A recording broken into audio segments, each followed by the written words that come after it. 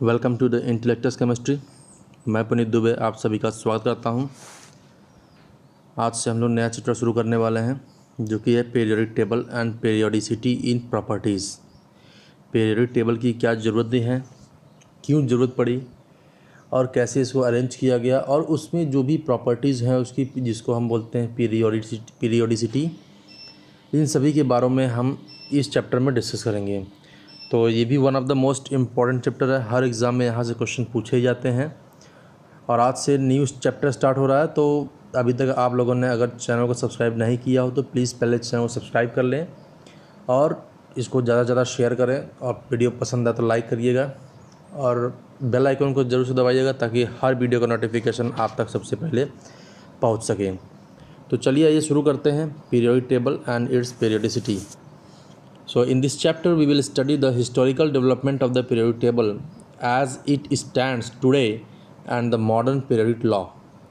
इस चैप्टर में हम पढ़ने वाले हैं पीरियोडिक टेबल का जो डेवलपमेंट हुआ उसका हिस्टोरिकल डेवलपमेंट क्या है, कहाँ से शुरू हुआ, और आज हम जिस फॉर्म में देखते हैं यहाँ तक पहुँचने में इसको किस किस स्टेप से गुजरना पड़ा, क्या क्या इसमें चेंजेस हुए, क्या क्या इसमें मॉडिफिकेशंस हुए, ये सारी चीज़ें हम पढ़ेंगे। और मॉडर्न पीरियोडिक लॉ जो कि हम ये न्यू पीरियोडिक टेबल में पढ़ते हैं वो सब पढ़ेंगे हम लोग। We will also learn the how the periodic classification follow as the logical consequences of the electronic configuration of atom. इसमें हम ये भी पढ़ेंगे कि पीरियोडिक क्लासिफिकेशन में लॉजिकल कॉन्सिक्वेंस जो इलेक्ट्रॉनिक कॉन्फ़िगरेशन का एटम की है वो भी कैसे काम करता है, ये सारी चीज़ें पढ़ेंगे। सो पहला क्वेश्चन यहाँ पे आता है, why do we need to classify the elements को क्लासीफाई करने की ज़रूरत क्यों पड़ी। तो चूँकि आपको पता होगा कि मोर देन 100 एलिमेंट हैं जो कि हमको नोन है इस समय। उस टाइम जब डेवलपमेंट शुरू हुआ था तो उस टाइम बहुत कम एलिमेंट नोन थे, ठीक है।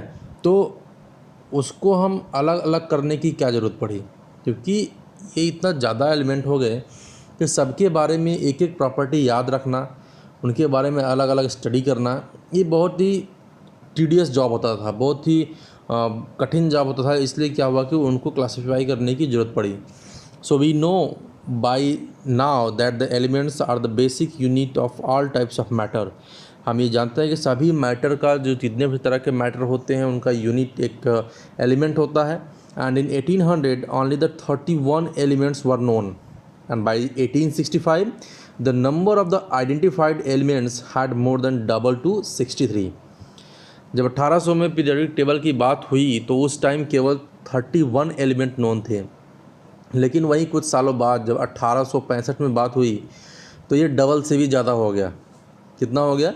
63 एलिमेंट हमको 1865 तक नोन हुए, और at present 114 elements are known. Of them the recently discovered elements are man made. और इस 114 में से कुछ तो जो रिसेंटली डिस्कवर किए गए हैं वो मैन मेड है, जो कि किसी न किसी साइंटिस्ट के नेम पर लिखे गए हैं या कुछ अलग रूल बनाए गए हैं उसके नॉमेनक्लेचर के लिए IUPAC ने, तो उसके अकॉर्डिंग हम वहाँ पे उसको नेमिंग करते हैं। So with such a large number of element it is very difficult to study the individually the chemistry of the all elements and their innumerable compounds individually.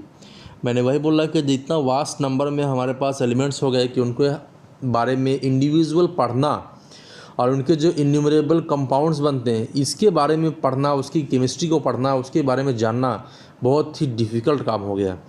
So to easy out this problem scientist searched for a systematic way to organise their knowledge by classifying the elements. तो इसको easy करने के लिए, sort out करने के लिए इस problem को कि इंडिविजुअली सबको कैसे पढ़ा जाए, तो उन्होंने खोज करना शुरू किया कि इसको हम एक सिस्टमेटिक ऑर्गेनाइज वे में कैसे अकॉर्डिंग टू अपने नॉलेज जितना हमको उसके बारे में पता है उसको हम एक ऑर्गेनाइज फॉर्म में कैसे रख सकते हैं। तो इसकी यहाँ से शुरुआत होती है सोचना का कि पहली बार हम पीरियोडिक टेबल को अरेंज करने की, जो हमारे पास नॉन एलिमेंट्स हैं उनको हम अरेंज करने की तरफ बढ़ रहे हैं। पहला कदम बढ़ाया है कि हम इसको अब अरेंज करें, ऑर्गेनाइज करें एक सिस्टमेटिक वे में, ताकि हर एक एलिमेंट्स की प्रॉपर्टीज़ को, उसके बनाए गए एलिमेंट्स को जो सेम टाइप के बनाते हैं, डिफरेंट टाइप के बनाते हैं, इन सबको एक ऑर्गेनाइज वे में स्टडी किया जाए। So not only that it would rationalise known chemical facts about the elements but even the predict the new ones for undertaking further study. केवल नोन के लिए ही नहीं इसको रेशनलाइज किया जाता था इसके केमिकल फैक्ट्स पे। ऐसे भी एलिमेंट जो कि खोजे नहीं गए हैं बट उनकी प्रॉपर्टी वहाँ एज्यूम किया गया, तो वहाँ एक खाली स्थान भी छोड़े गए कि इसको बाद में हम यहाँ पे इन फ्यूचर अंडरटेकिंग देके रख लिया गया कि हाँ यहाँ पे अगर इस प्रॉपर्टी के मिला तो हम इसको इसके यहाँ पे इस पोजीशन पर रखने वाले हैं। तो पीरियोडिक टेबल में बहुत ही सोच समझ के बहुत सारे साइंटिस्ट ने एक सिस्टमेटिक वे में इसको ऑर्गेनाइज किया है। सो पहला पॉइंट यहाँ पर आता है हमारा जेनेसिस ऑफ पीरियोडिक क्लासिफिकेशन।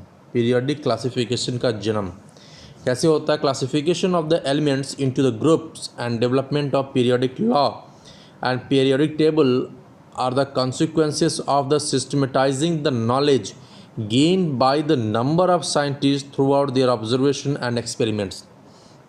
तो क्या बोल रहे हैं? एलिमेंट्स को क्लासिफिकेशन करना ग्रुप्स में और उसके पीरियोडिक लॉ में, और पीरियोडिक टेबल जो हम देख रहे हैं ये एक सिस्टमेटाइजिंग नॉलेज है जो कि बहुत सारे साइंटिस्ट अपने नॉलेज को देखे हैं, उसकी केमिस्ट्री को ऑब्ज़र्व किए हैं अपने एक्सपेरिमेंट्स के थ्रू, अपने ऑब्जर्वेशंस के थ्रू। तो उस सभी नॉलेज को मिलाया गया, सबसे कलेक्ट किया गया और फिर सारे एलिमेंट्स को उनके according to character, according to properties उनको एक टेबल में अरेंज करने की कोशिश की गई। तो इनमें बहुत सारे साइंटिस्ट ने अपना योगदान दिया। तो आइए वन बाई वन देखते हैं किसने अपना महत्वपूर्ण योगदान दिया और क्या क्या पीरियोडिक टेबल बनाने में कौन कौन सफल हुआ और क्या क्या उनके ड्रॉबैक्स हुए और कैसे आगे फर्दर उनकी ड्रॉबैक्स को दूर करके नए पीरियोडिक टेबल का जन्म होता है। तो पहला साइंटिस्ट थे यहाँ पे लावोसियर क्लासिफिकेशन। तो लावोसियर क्लासिफिकेशन में क्या बोला इन्होंने? पहला पॉइंट कि Lavoisier classified the elements simply into the metals and non metals. इन्होंने सिर्फ नॉन मेटल एंड मेटल को ही ध्यान में रखा, इस प्रॉपर्टी को कि कौन सा एलिमेंट मेटेलिक है और कौन सा नॉन मेटेलिक है। इसके अकॉर्डिंग इन्होंने दो क्लास में डिवाइड कर दिया इनको। Metals are the ones which have the tendency to losing the electrons. Metal को डिफाइन किया कि ऐसे एलिमेंट्स जो कि इलेक्ट्रॉन को आसानी से लूज कर सकते हैं, that is metal. For example sodium ion बनाएगा, पोटेशियम आयन बनाएगा, एक एक इलेक्ट्रॉन लूज करके। तो इस तरह से इन्होंने मेटल्स को क्लासीफाई किया। दूसरा बोला इन्होंने non metals are one which have the tendency to gaining of electron. Non metals वो एलिमेंट्स होते हैं जो कि इलेक्ट्रॉन को गेन कर सकते हैं, गेन करने की कैपेसिटी उनके पास होती है। For example fluorine and chlorine. Fluorine electron gain करके फ्लोराइड आयन, क्लोरीन इलेक्ट्रॉन को गेन करके क्लोराइड आयन बनाएगा। तो इस तरह से इन्होंने मेटल एंड नॉन मेटल्स को डिफ्रेंशिएट किया। नॉन मेटल्स में इलेक्ट्रॉन गेन करा रहे हैं और मेटल्स में इलेक्ट्रॉन लूज करा रहे हैं। ओके, सो इनकी ड्रॉबैक क्या है आइए वो भी देख लेते हैं। As the number of elements increases their classification becomes insufficient for the study of the element. जब तक 31 थे तब तो पता था इनको कि एलिमेंट हैं, नॉन मेटल हैं, मेटल हैं, लेकिन जैसे ही वहाँ पे नंबर ऑफ़ एलिमेंट्स बढ़ने शुरू हो गए तो अब इनका क्लासिफिकेशन क्या हुआ, अब इनसफिशिएंट होने लगा अदर एलिमेंट्स को साथ में रख के उसकी स्टडी करने के लिए। So there are few elements which have the properties of both metal as well as non metal and they are classified as metalloids. तो मेटलॉइड्स जो नए एलिमेंट्स का जन्म हुआ, नए एलिमेंट्स खोजे गए, तो उनमें क्या हुआ कि कुछ ऐसे एलिमेंट्स भी निकले कि जिनके पास metallic character as well as non metallic character, जैसे उनको कंडीशन में रखा जाता था वो वैसा बिहेव करते थे। तो इनकी क्लासिफिकेशन में इनका जगह ही नहीं था। तो क्या हुआ, ये इनका ड्रॉबैक हुआ, तो इसको सस्पेंड कर दिया गया, फ्लॉप कर दिया गया। इनका जो क्लासिफिकेशन था वो फ्लॉप हो गया। ओके, सो नया मेटल यहाँ पे आता है हमारे पास एलिमेंट मेटलॉइड करके। So Lavoisier couldn't decide where to place the metalloid. Lavoisier ने अपने पीरियोडिक टेबल में मेटलॉइड्स के लिए कोई भी स्थान खाली नहीं छोड़ा था। तो इसीलिए क्या हुआ, इनका ये पीरियोडिक टेबल फ्लॉप हो जाता है कुछ दिनों बाद। ठीक, नेक्स्ट आते हैं हमारे दूसरे साइंटिस्ट प्राउड्स, और प्राउड्स ने दिया Prout's hypothesis. So he simply assume that all the elements are made up of hydrogen. इन्होंने सिंपली ये एज्यूम किया कि हर एक एलिमेंट्स हाइड्रोजन से मिलके बना होता है। So we can say that atomic weight of the elements is equal to the multiple of atomic weight of hydrogen. One hydrogen का जो एटॉमिक वेट होगा उसके मल्टीपल में जितना नंबर आएगा वो उस पर्टिकुलर एलिमेंट्स का एटॉमिक वेट होगा। तो n into atomic weight of one hydrogen atom, ऐसा प्राउड्स ने हाइपोथेसिस में कहा उन्होंने। सो वेयर नंबर n क्या शो करता है, number of hydrogen atom 1 2 3 4 many more, कुछ भी हो सकता है। सो अब इनकी ड्रॉबैक्स और लिमिटेशंस क्या हुए वो देख लेते हैं। So every elements can not be found by the hydrogen. अब यहाँ पे ये बातें आ गई कि सभी के सभी एलिमेंट तो हाइड्रोजन से बन नहीं सकते, हो सकता है कुछ बने हो और कुछ नहीं बन सकते, तो दोनों पॉसिबिलिटी है। लेकिन इन्होंने क्या बोला, simply all the elements made up of hydrogen. पहला पॉइंट में तो गलत हो गई है। The atomic weight of all the elements were not found as the whole number. For example chlorine जिसका एटॉमिक वेट 35.5 होता है और स्ट्रॉन्शियम जिसका एटॉमिक वेट 87.5 होता है। तो हाइड्रोजन के मल्टीपल में होता तो वहाँ पे 87 हो सकता था, 88 हो सकता था, बट पॉइंट्स में नहीं हो सकता क्योंकि हाइड्रोजन का एटॉमिक वेट ओनली 1 होता है। दूसरे पॉइंट पे भी ये फेल हो गए। सो नेक्स्ट हमारे यहाँ पे तीसरे साइंटिस्ट आते हैं जो डॉबरिनर ट्रायड रूल बोलते हैं इनको। 1829 में डॉबरिनर ट्रायड रूल बनाते हैं। The German chemist John Dobereiner in early 1800 was the first to consider the idea of trends among the properties of the elements. ये जर्मन केमिस्ट है जो कि पहली बार इन्होंने इस आइडिया को लाया कि एक ट्रेंड है, जो प्रॉपर्टीज़ ऑफ एलिमेंट्स के बीच में जो ट्रेंड था उसको पकड़ा इन्होंने। अब by 1829 he noted a similarity among the physical and chemical properties of the several groups of 3 elements called as the triad. क्या बोल रही है, 1829 के समय इन्होंने नोट किया कि कुछ ऐसे एलिमेंट्स हैं जिनके बीच में फिजिकल कैरेक्टर और केमिकल कैरेक्टर, मतलब फिजिकल प्रॉपर्टीज़ केमिकल प्रॉपर्टीज़ में सिमिलैरिटीज़ हैं, और उनको उन्होंने ग्रुप में किया और 3-3 के ग्रुप में बनाया, इसलिए उसको ट्रायड बोलता है। ठीक है, क्या बोला इन्होंने, ट्रायड बोला। In Dobereiner triad atomic weight of the middle element is nearly equal to the average atomic weight of the first and third element. कैसे, 3 को मैंने यहाँ डिसाइड कर दिया, यहाँ पे ए हो गया, यहाँ पे बी हो गया, यहाँ पे सी हो गया। तो इन्होंने क्या बोला कि बी का जो एटॉमिक वेट होगा ए और सी की एटॉमिक वेट का एवरेज होगा, मतलब ए प्लस सी अपॉन 2 कर देंगे इज इक्वल टू, अगर एक्स आता है तो एक्स जो हमारा एटॉमिक वेट होगा ये किसका होगा, बी का। तो इसी तरह से इन्होंने बोला also the properties of the middle elements were in between those of the other 2 members. तो उसकी प्रॉपर्टीज़ भी क्या होगी, अदर दोनों मेंबर्स से मिलती जुलती रहेगी, उनके बीच में ही होगी। ठीक है, तो टेबल दिया इन्होंने, since Dobereiner relationship refer to as the law of triads. तो इनका जो नियम दिया गया, इन्होंने नियम दिया उसको बोला गया लॉ ऑफ ट्रायड्स। ट्रायड्स का लॉ है, for example lithium, sodium and potassium. आई बात समझ में, क्या हुआ यहाँ पर, लिथियम, सोडियम और पोटेशियम एक ग्रुप बनाया इन्होंने। अब पोटेशियम का एटॉमिक वेट और लिथियम का एटॉमिक वेट हम ऐड करते हैं तो कितना आता है, 46, और जैसे हम इसका एवरेज ले लेते हैं डिवाइडेड बाय 2 आ जाता है 23। And now here you can see that sodium का एटॉमिक वेट कितना है, 23। तो कुछ हद तक ये सफल हुए।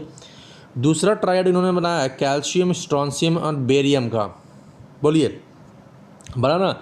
अब देखिए बेरियम और कैल्शियम का जब हम ऐड करते हैं तो कितना आ जाता है, 771, 177 होता है, डिवाइडेड बाय 2 करेंगे तो यहाँ पे क्या आएगा, 88.5। दिस इज़ नियर टू 88.5 और स्ट्रॉन्शियम का एटॉमिक वेट 88 होता है, तो यहाँ पर भी इनका नियम सही होता है। क्लोरीन, ब्रोमीन और आयोडीन में भी देखते हैं तो भी हमारा एटॉमिक वेट ऑलमोस्ट इक्वल आता है, तो हम बोल सकते हैं कि इनका जो लॉ है ये कुछ हद तक सही है और एलिमेंट्स पे लागू भी हो रहा है कुछ एलिमेंट्स तक। अब इनका ड्रॉबैक क्या आता है, आइए देख लेते हैं। All the known elements could not be arranged as a triad. सभी एलिमेंट्स जो हमको नोन है उनमें से कुछ क्या हैं कि उसको एक ट्रायड के फॉर्म में अरेंज नहीं किया जा सकता। सो it is not applicable for D and F block element, और ये डी और एफ ब्लॉक एलिमेंट पे लागू नहीं होता है। तो यहाँ पे ये इनका ड्रॉबैक हो गया, लिमिटेशंस भी हो गया। और इस पर इन्होंने एक की पॉइंट दिया, for a Dobereiner triad all the 3 elements should belong to the same group. Dobereiner में क्या बोला गया कि जो ट्रायड बनते हैं उनमें सारे जो एलिमेंट जो ट्रायड में बनेंगे वो तीनों के तीनों सेम ग्रुप के होने चाहिए। दूसरा, for a Dobereiner triad difference in the atomic number should be 8 to 18। यहाँ पर डिफरेंस जो एटॉमिक नंबर का होना चाहिए वो 8 से 18 के बीच का होना चाहिए। ठीक। तो इनकी भी ड्रॉबैक को देखा गया, लिमिटेशंस को देखा गया और इनके भी पीरियोडिक टेबल को थोड़ा लिमिट कर दिया गया कि आप पूरी तरह से ये सही नहीं है बट कुछ हद तक ये सही है, ठीक। नेक्स्ट हमारे आते हैं French geologist AEB de Chancourtois in 1862, 1862 में French geologist AEB de Chancourtois, इनको बोल सकते हैं, arrange the then known elements in order of increasing atomic wait.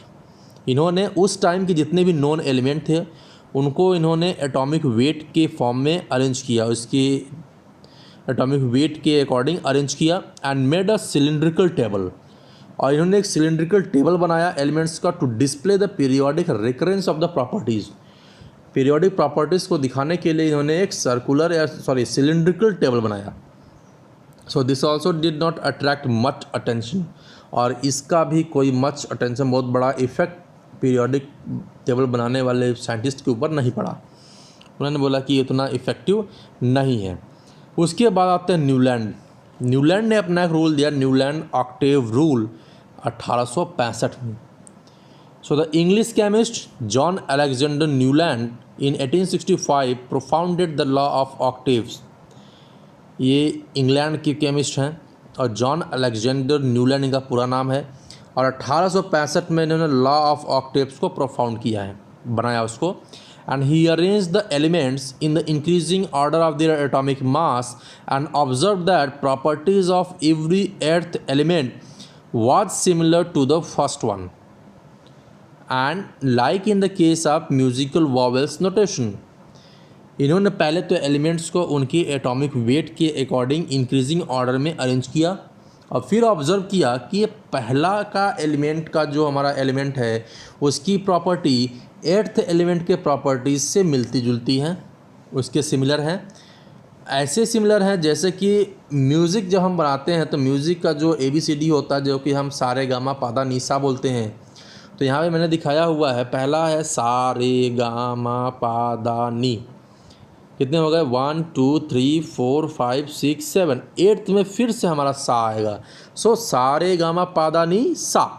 तो क्या हुआ, first and 8th vowel same है। इसी तरह से इन्होंने बोला कि इसी तरह से जो हम पीरियोडिक ट्रेन बना रहे हैं तो पहला एलिमेंट 8वें एलिमेंट के इक्वल होगा, प्रॉपर्टीज़ दोनों की क्या होगी, पहले और 8वें की सेम होगी। तो ये इनका ऑक्टेव रूल है, 1 to 8 की गिनती कर रहे हैं यहाँ पे। तो इसी तरह से उन्होंने दिया lithium, barium, beryllium, boron, carbon, nitrogen, oxygen, fluorine, 1 2 3 4 5 6 7। 8वां फिर से सोडियम है हमारा, सोडियम ही हमारा इक्वल टू लिथियम आता है। तो सोडियम, पोटेशियम, लिथियम क्या है, सेम ग्रुप में चले आते हैं। और इनकी जो टेबल बना ये कुछ इफ़ेक्टिव हुआ, लोगों का ध्यान आकर्षित किया, क्योंकि इन्होंने जो बातें बोली वो सही लग रही थी लोगों को। The properties of lithium are similar to the eighth element, that is sodium. Beryllium are similar to the magnesium and so on. इन्होंने ये बताया कि लिथियम की प्रॉपर्टी सोडियम से, सोडियम का पोटेशियम से, इसी तरह से बेरिलियम का मैग्नीशियम से, मैग्नीशियम का कैल्शियम से प्रॉपर्टीज़ मिलती हैं। तो ये उनका ऑक्टेव रूल हुआ और ये लोगों का ध्यान थोड़ा आकर्षित करता है। लेकिन फिर से अब इनमें भी लिमिटेशंस और ड्रॉबैक्स भी खोजी गई कि आप पूरी तरह से सफल नहीं हुए हैं, लेकिन कुछ हद तक आप सफल हुए हैं बनाने में इसको। So it is good. Drawback का लिमिटेशन क्या है, this is valid only up to the calcium, because after the calcium due to the presence of d block elements there is difference of 18 elements instead of 8 element. ठीक है, यहाँ पे इन्होंने क्या बोला था, फर्स्ट एंड 8th एलिमेंट, लेकिन जैसे हम कैल्शियम के बाद वहाँ पे डी ब्लॉक को इंट्रोड्यूस करते हैं तो डी ब्लॉक में डिफरेंस कितना हो जाएगा, 18 का, और हमें चाहिए कितना, 8th का एलिमेंट। हर 8th एलिमेंट की प्रॉपर्टी पहले एलिमेंट्स के सेम होगा। तो यहाँ पे इनका पहला ड्रॉबैक निकाला गया कि आपका ये जो ट्रेंड है ये सिर्फ कैल्शियम तक ही सीमित है, कैल्शियम के बाद ये फॉलो नहीं हो रहा है। और दूसरा इन्होंने क्या बोला, इनका ड्रॉबैक जो है, after the discovery of inert gases, जैसे इनर्ट गैस उस पीरियोडिक टेबल में इंट्रोड्यूस होता है, इनर्ट गैस को खोजा गया and included in the periodic table, it becomes the 8th element from alkali metal, so this law had to be dropped out. और जैसे ही पीरियोडिक टेबल में इनर्ट गैस इंटर करता है तो इनका 8वां एलिमेंट बदल गया। पहले क्या था, पहला और आठवां सेम था, लेकिन अब जैसे इनर्ट गैस को इंट्रोड्यूस किया गया तो एक के बाद आठवां हो गया। अब इनका आठवें का रूल छोड़ के अब यहाँ पे नौवां सेम होगा। फर्स्ट एंड नाइन्थ एलिमेंट अब सेम होंगे, लेकिन आठवां तो पूरा का पूरा टेबल ही बदल गया। तो इस तरह से क्या हुआ कि इनकी पीरियोडिक टेबल भी फेल हो गई और इनकी आइडियाज़ को भी ड्रॉप आउट कर दिया गया। ठीक, उसके बाद आते हैं Lothar Meyer curve. Lothar Meyer साहब आते हैं, उन्होंने एक कर्व दिया 1868 में। He plotted a curve between the atomic weight and the atomic volume of the different elements. इन्होंने एक कर्व बनाया जो कि एटॉमिक वेट और एटॉमिक वॉल्यूम के बीच में बनता है डिफरेंट एलिमेंट्स के। And the following observations can be made from the curve. और कर्व से जो फॉलोइंग अभी कुछ पॉइंट्स आने वाले हैं, इन्होंने ऐसा ऑब्जर्वेशन ऑब्जर्व किया है।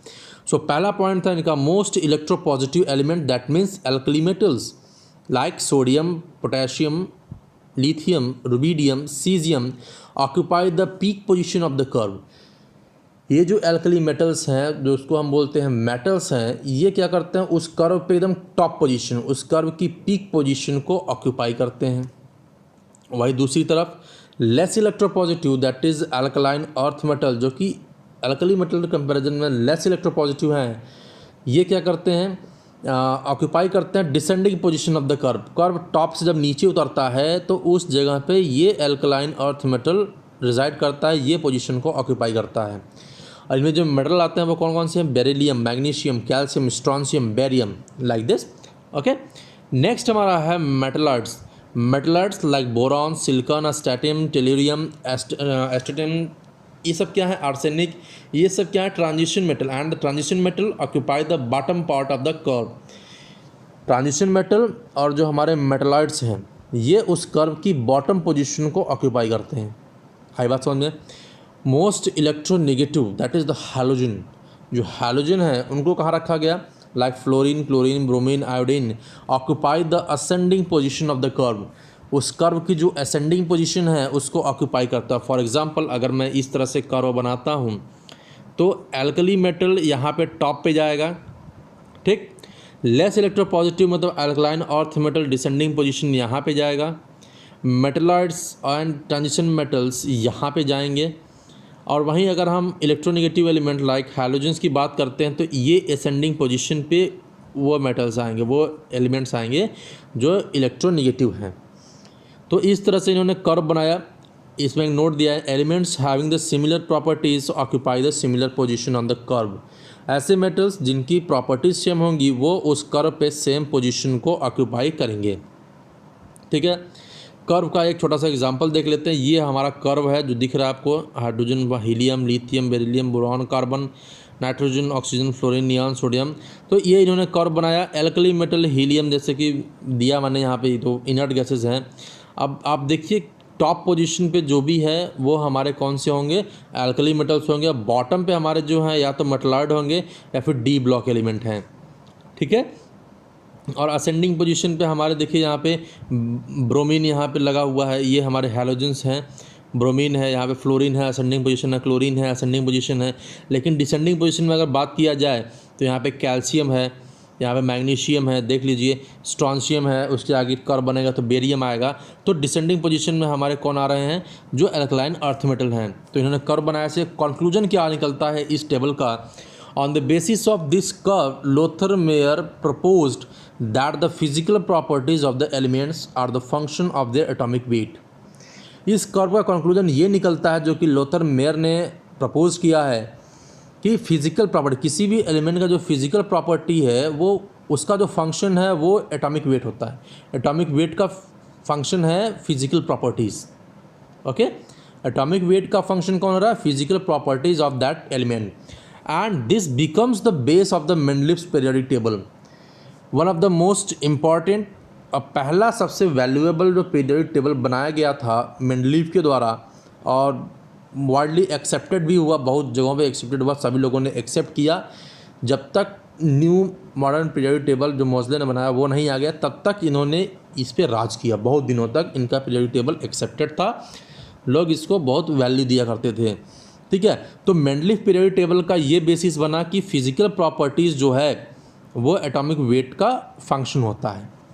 ठीक है, तो आज हमने इतना सारा पीरियोडिक टेबल बना, जो उन्होंने कैसे पीरियोडिक टेबल डेवलप हुआ, कौन कौन से लोगों ने अपना अपना योगदान दिया यहाँ पे, और आगे हम और भी पीरियोडिक टेबल जो साइंटिस्ट अपना योगदान देते हैं। पहले तो most important Mendeleev periodic table पढ़ेंगे हम लोग नेक्स्ट वीडियो में, उसके बाद न्यू पीरियोडिक टेबल पढ़ेंगे। जो मॉडर्न पीरियोडिक टेबल आज हम देखते हैं वो कैसे बनता है, कौन बनाता है, क्या क्या उसमें चेंजेस करते हैं मेंडलीफ में, तब वो हमारा न्यू पीरियोडिक टेबल आता है। तो ये सारी चीज़ें हम पढ़ेंगे अगले वीडियो में। आई होप आपको आज की वीडियो पसंद आई होगी। छोटा सा वीडियो था, बहुत नॉलेज था इसमें। वीडियो पसंद आए हो तो वीडियो को लाइक करें, शेयर करें और चैनल को सब्सक्राइब कर लें, और बेल आइकन को जरूर से दबाएं ताकि हर वीडियो का नोटिफिकेशन आप तक पहुंच सके। और आपके मन में कोई भी डाउट होता है, कोई भी सवाल आता है, कोई क्वेश्चन आती है, तो आप कमेंट बॉक्स में अपने क्वेश्चंस को, अपने डाउट्स को क्लियर कर सकते हैं, या फिर टेलीग्राम ग्रुप पे इंटेलेक्टस स्टडी टाइप करिए, वहाँ पे उस ग्रुप को ज्वाइन करें, अपने क्वेश्चन आंसर्स को वहाँ पे क्लियर कर सकते हैं। और आपके रिक्वेस्ट पे अगर आप रिक्वेस्ट करेंगे तो आपकी हर वीडियो का PDF आपको प्रोवाइड कराया जाएगा, जो कि हमारी तरफ से फ्री ऑफ कॉस्ट है। ओके, चलिए फिर मिलते हैं नेक्स्ट वीडियो में इसके आगे न्यू पीरियोडिक टेबल और मॉडर्न और मेंडलीफ पीरियोडिक टेबल के साथ। Have a nice day, bye bye.